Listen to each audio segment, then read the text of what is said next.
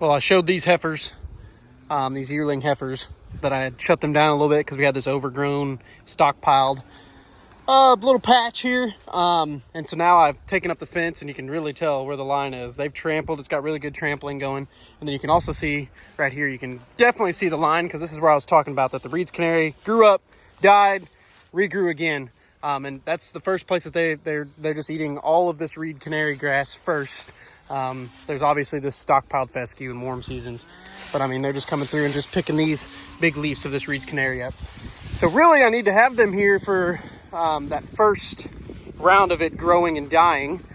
Here's another interesting thing. Everybody hates weeds, but these girls, it's one of the first groups I noticed it with. Earlier this summer, there was a patch of this, I believe it's giant ragweed, where we had just first kicked them out after they had came from the weaning place, and call it the feedlot, but it's not really a feedlot, where we wean them.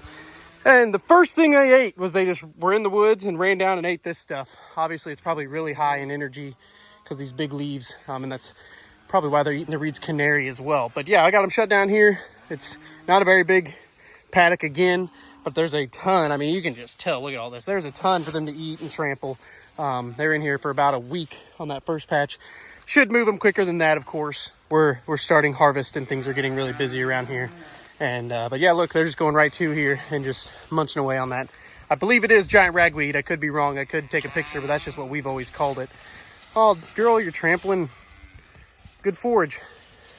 Those girls haven't figured it out yet. Well, I've shut this paddock off, and then there's another paddock up there, the old lot. Shut them off from that. I don't really like how furry she is this time of year. I like the more slicked-haired looking girls over here. But yeah, they should be here for quite a while. I'll keep an eye on them.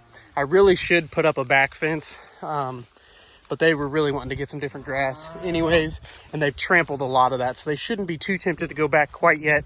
So I've got a few days. Heard or read somewhere that after 3 days it starts to grow back, so really that's when you should definitely have your back fence up. But this isn't really set up to have a good back fence.